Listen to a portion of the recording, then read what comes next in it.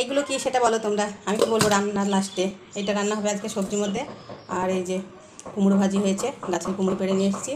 আর এটাও গাছের, ভাইয়ের গাছের, আমার গাছের না কিন্তু ভাইয়ের গাছের। তো এই তো সবজি। আর হবে হচ্ছে এই যে মাটন, খাসির মাংস, মশলা টশলা করে সব দিয়ে রেখেছি। আগে ভাজাগুলো করে নেবো, তারপরে মাংসটা করব। তো চলো ভাজাটা করি, দেখতে থাকো। তেলে দেবো একটু কালো জিরা, আর দেবো তোমার রসুন থেতো, লঙ্কা, পেঁয়াজ কুচি। এদের রসুন থেতোটা আগে দেবো।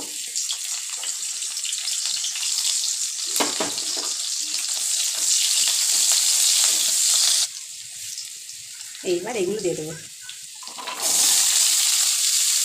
বাকি ছোটো ছোটো করে কেটে নিয়েছি।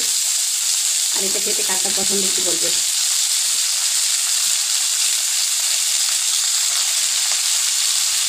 পরিমাণ মতো হলুদ আর স্বাদ মতো লবণ।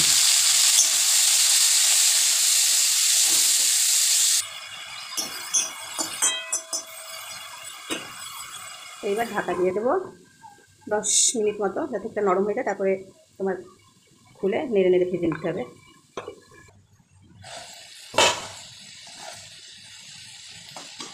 এবার একটু নেড়ে দেবো, নেড়ে নেড়ে ভেজে নেবে এইভাবে। এখন নরম হয়ে গেছে দেখো, ঠিক আছে। শীতের বাজার এত অল্প রান্না, সেটাই বলছো হয়তো তোমরা, কিন্তু না, অনেক কিছু রান্না করা আছে।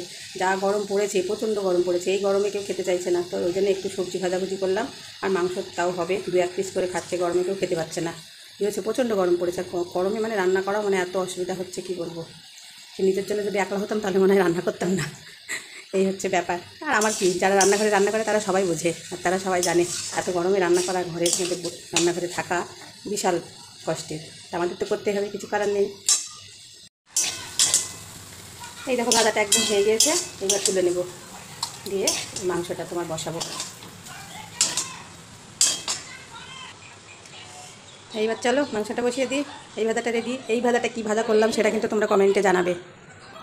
মাংসটা আমি একবারেই বসিয়ে দেবো সব কিছু দিয়ে।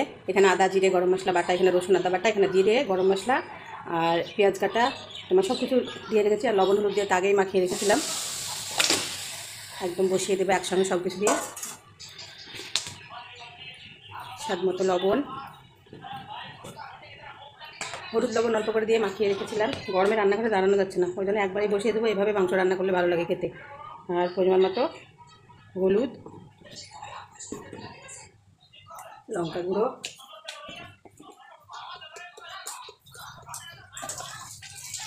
ধনিয়া জিরা গুঁড়ো, একটা তেজপাতা, গোটা গরম মশলা এই যে দিয়ে দিয়েছি। তোমাদেরকে দেখাতে ওটা খেয়াল নাই। গরম মশলা, দারচিনি আর লং। আর এইবার দিয়ে দেবো তেল, সরিষার তেল।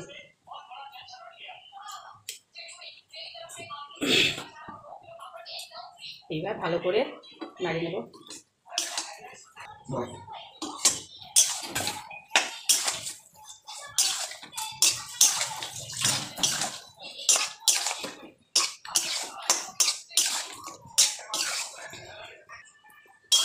ভালো করে মাখিয়ে টাখিয়ে এইবার গ্যাসটা জোরে দিয়ে দেবো। গ্যাস কিন্তু আগে জ্বালানো আছে, আমি ভাজা করছিলাম তখনকারই জ্বালানো আছে, কিন্তু লো করা আছে তাই। এবার দিয়ে দেবো ঢাকা। খাসি মাংস সবাই খেতে পছন্দ করে, কিন্তু যা গরম পড়ছে ওই জন্য বেশি খেতে দিচ্ছে না, বলে 2-4 পিস করে খা, নাহলে অসুখ হয়ে যাবে।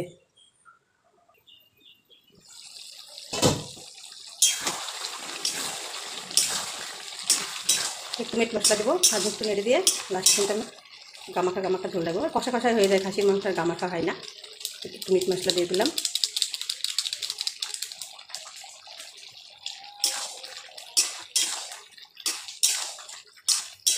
আবারও ঢাকা দিয়ে দেবো। একদম এই জলটা মানে যে রসটা আছে মাংসতে সেটা একদম মেরে কষা কষা করে তারপরে আবার একটু গামাখা ঝোল দেবো।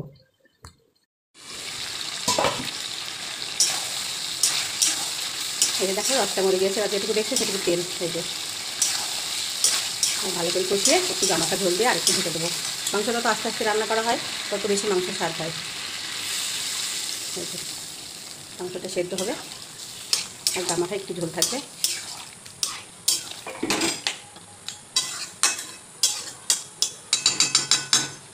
এইবার ঢাকা দিয়ে দেবো। এই যে মাংস রান্না একদম পুরোই রেডি, একদম হয়ে গিয়েছে। এখন শুধু খাবার পালা। দেখো কালারটাও সেই সুন্দর হয়েছে। কে কে খাবে বলো, আর কেমন হলো রান্না।